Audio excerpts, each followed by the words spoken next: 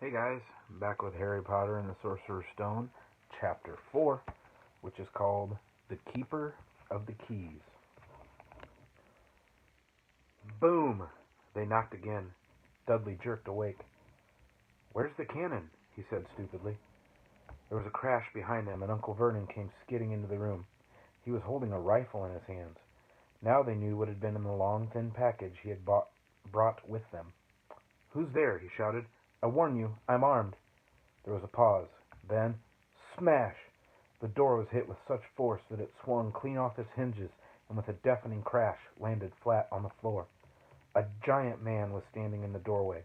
His face was almost completely hidden by a long, shaggy mane of hair and a wild, tangled beard, but you could make out his eyes, glinting like black beetles under all the hair. The giant squeezed his way into the hut, stooping so that his head just brushed the ceiling. He bent down, picked up the door, and fitted it easily back into its frame. The noise of the storm outside dropped a little. He turned to look at them all. "Couldn't make us a cup of tea, could ya? It's not been an easy journey." He strode over to the sofa where Dudley sat, frozen with fear. "Budge up, you great lump," said the stranger. Dudley squeaked and ran to hide behind his mother, who was crouching, terrified, behind Uncle Vernon. "And here's Harry," said the giant. Harry looked up into the fierce, wild, shadowy face and saw that the beetle eyes were crinkled in a smile. "Last time I saw you, you was only a baby," said the giant. "You look a lot like your dad, but you got your mom's eyes." Uncle Vernon made a funny, rasping noise. "I demand that you leave at once, sir," he said. "You are breaking and entering." "Ah, shut up, Dursley, you great prune," said the giant.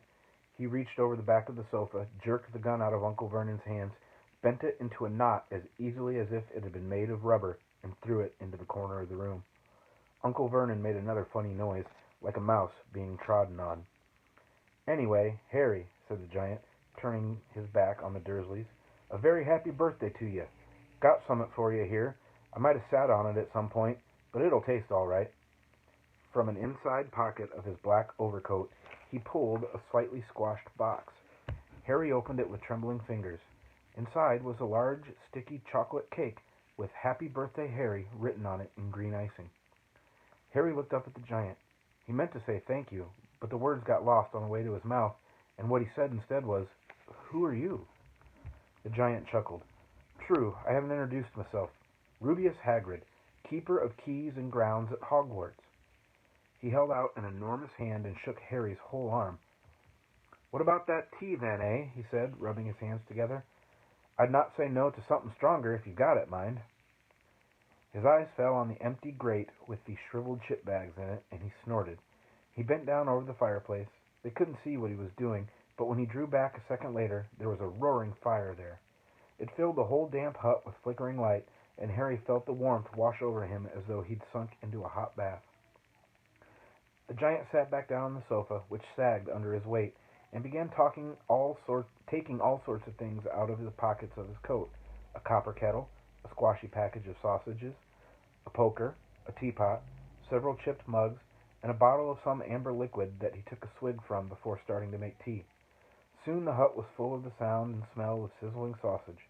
Nobody said a thing while the giant was working, but as he slid the first 6 fat, juicy, slightly burnt sausages from the pocket, Dudley fidgeted a little.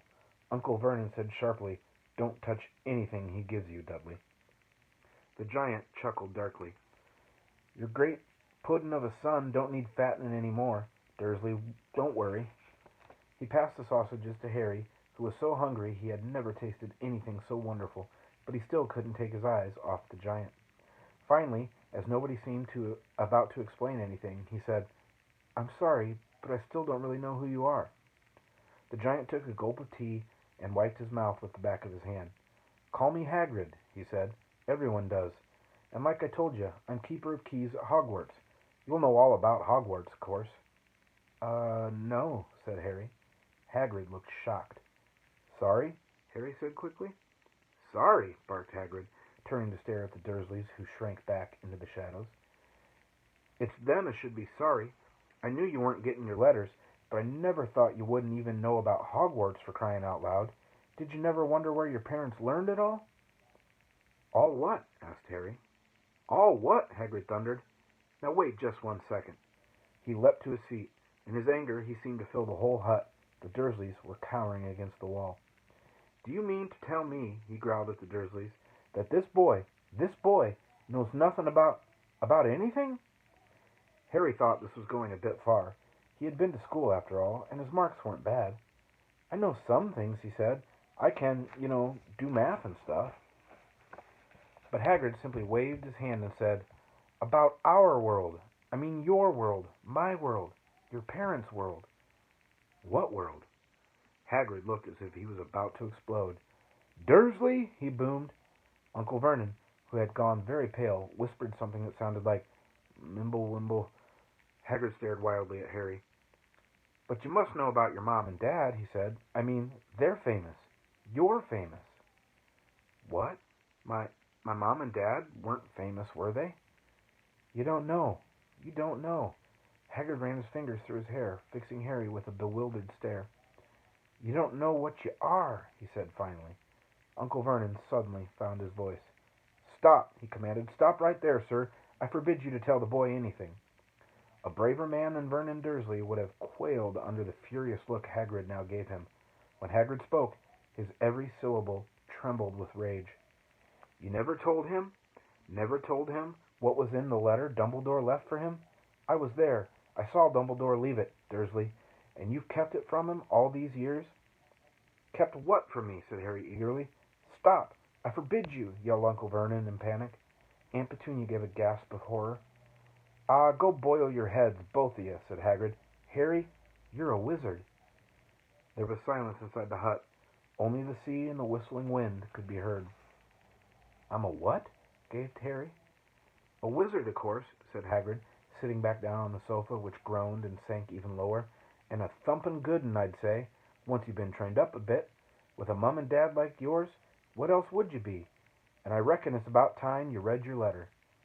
Harry stretched out his hand at last and took the yellowish envelope addressed in emerald green to Mr. H. Potter, the floor, hut on the rock, the sea.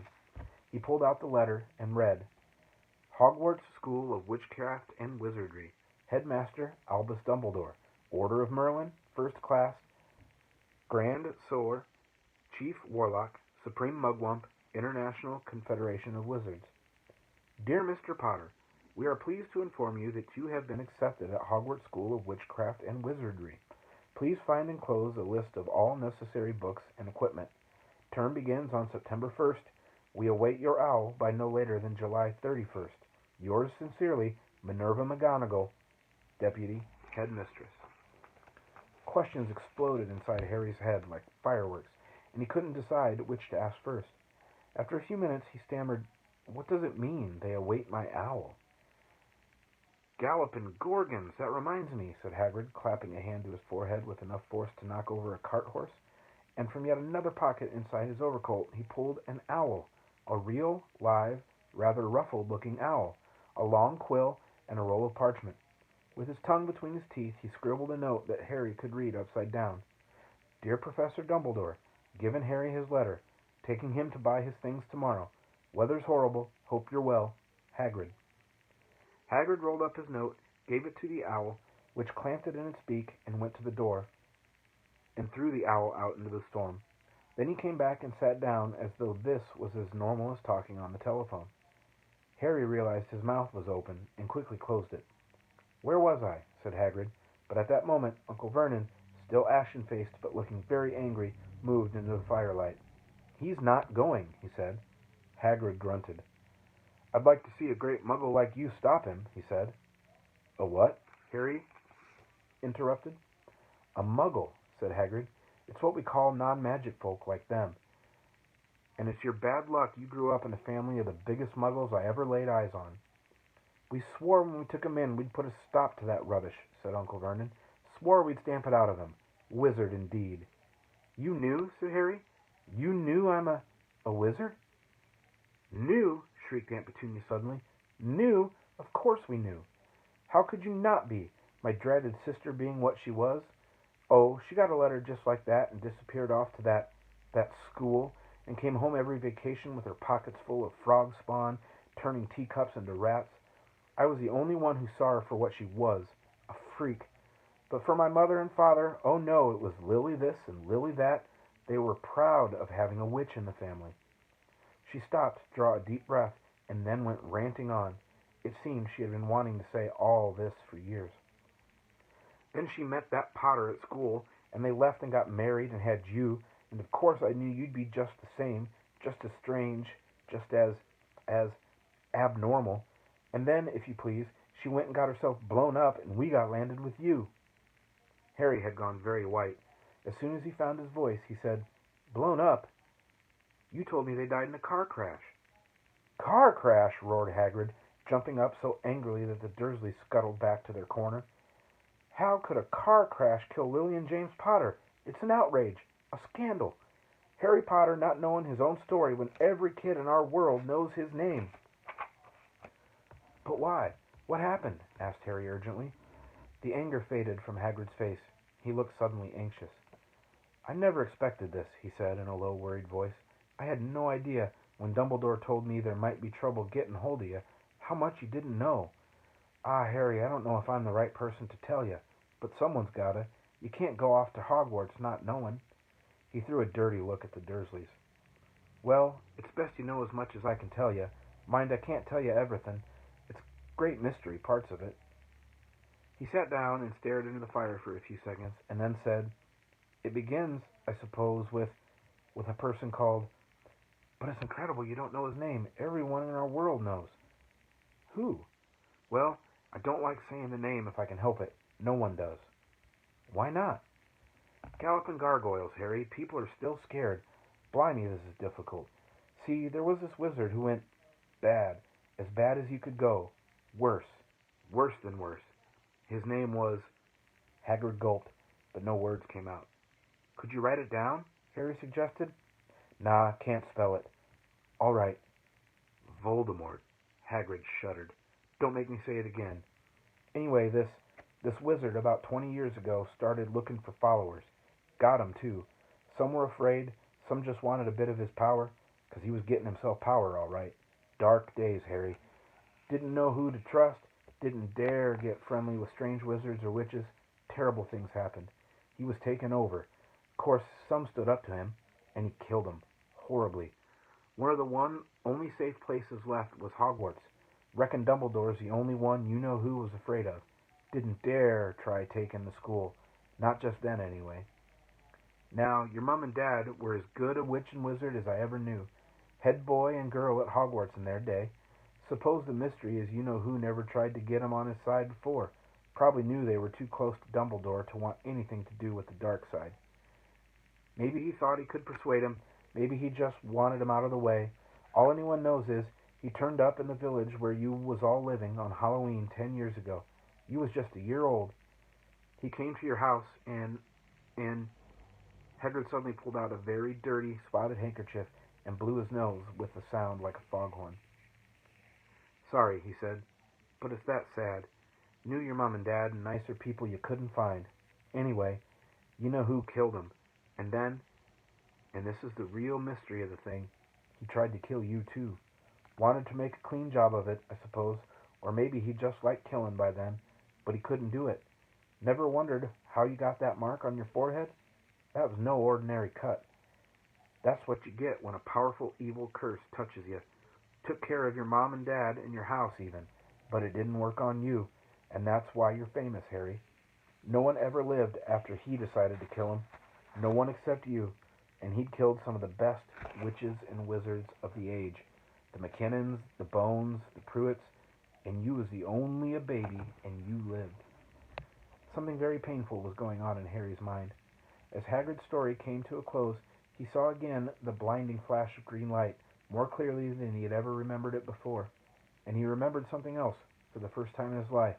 A high, cold, cruel laugh. Hagrid was watching him sadly. "Took you from the ruined house myself on Dumbledore's orders. Brought you to this lot." "Load of old tosh," said Uncle Vernon. Harry jumped. He'd almost forgotten the Dursleys were there. Uncle Vernon certainly seemed to have got back his courage. He was glaring at Hagrid, and his fists were clenched. "Now you listen here, boy," he snarled. "I accept there's something strange about you. Probably nothing a good beating wouldn't have cured. And as for all this about your parents, well, they were weirdos, no denying it, and the world's better off without them, in my opinion. As for all they got, getting mixed up with those wizarding types, just what I expected. Always knew they'd come to a sticky end. But at that moment, Hagrid leapt from the sofa and drew a battered pink umbrella from inside his coat. Pointing this at Uncle Vernon like a sword, he said, "I'm warning you, Dursley. I'm warning you one more word." In danger of being speared on the end of an umbrella by a bearded giant, Uncle Vernon's courage failed again. He flattened himself against the wall and fell silent. "That's better," said Hagrid, breathing heavily and sitting back down on the sofa, which this time sagged right down to the floor. Harry, meanwhile, still had questions to ask. Hundreds of them. "But what happened to Sorry, I mean, you know who?" "Good question, Harry. Disappeared. Vanished. Same night he tried to kill you. Makes you even more famous. That's the biggest mystery, see? He was getting more and more powerful. Why'd he go?" "Some say he died. Codswell up, in my opinion. Dunno if he had enough human left in him to die. Some say he's still out there, biding his time, but I don't believe it. People who was on his side came back to ours. Some of 'em came out of kind of trances. Don't reckon they could have done it if he was coming back. Most of us reckon he's still out there somewhere, but lost his powers. Too weak to carry on, 'cause something about you finished him, Harry. There was something going on that night he hadn't counted on. I don't know what it was, no one does, but something about you stumped him all right." Hagrid looked at Harry with warmth and respect blazing in his eyes. But Harry, instead of feeling pleased and proud, felt quite sure there had been a horrible mistake. A wizard? Him? How could he possibly be? He'd spent his life being clouded by Dudley and bullied by Aunt Petunia and Uncle Vernon. If he was really a wizard, why hadn't they been turned into warty toads every time they'd tried to lock him in his cupboard? If he'd once defeated the greatest sorcerer in the world, how come Dudley had always been able to kick him around like a football? "Hagrid," he said quietly, "I think you must have made a mistake. I don't think I can be a wizard." To his surprise, Hagrid chuckled. "Not a wizard, eh? Never made things happen when you was scared or angry?" Harry looked into the fire. Now he came to think about it, every odd thing that had ever made his aunt and uncle furious with him had happened when he, Harry, had been upset or angry. Chased by Dudley's gang, he had somehow found himself out of their reach. Dreading going to school with his ridiculous haircut, he'd managed to make it grow back. And the very last time Dudley had hit him, hadn't he got his revenge without even realizing he was doing it? Hadn't he set a boa constrictor on him? Harry looked back at Hagrid, smiling, and saw that Hagrid was positively beaming at him. "See," said Hagrid, "Harry Potter, not a wizard. You wait, you'll be famous at Hogwarts." But Uncle Vernon wasn't going to give in without a fight. "Haven't I told you he's not going?" he hissed. "He's going to Stonewall High, and he'll be grateful for it. I've read those letters, and he needs all sorts of rubbish, spell books and wands and—" "If he wants to go, a great muggle like you won't stop him," growled Hagrid. "Stop Lily and James Potter's son going to Hogwarts? You're mad. His name's been down ever since he was born. He's off to the finest school of witchcraft and wizardry in the world. 7 years there, and he won't know himself. He'll be with youngsters of his own sort, for a change, and he'll be under the greatest headmaster Hogwarts has ever had, Albus Dumbledore." "I am not paying for some crackpot old fool to teach him magic tricks," yelled Uncle Vernon. But he had finally gone too far. Hagrid seized his umbrella and whistled it over his head. "Never," he thundered, "insult Albus Dumbledore in front of me." He brought the umbrella swishing down through the air to point at Dudley. There was a flash of violet light, a sound like a firecracker, a sharp squeal, and the next second Dudley was dancing on the spot with his hands clasped over his fat bottom, howling in pain. When he turned his back on them, Harry saw a curly pig's tail poking through a hole in his trousers. Uncle Vernon roared. Pulling Aunt Petunia and Dudley into the other room, he cast one last terrified look at Hagrid and slammed the door behind them. Hagrid looked down at his umbrella and stroked his beard. "Shouldn't have lost me temper," he said, ruefully. "But it didn't work anyway. Meant to turn him into a pig. But I suppose he was so much like a pig anyway, there wasn't much left to do." He cast a sideways look at Harry under his bushy eyebrows.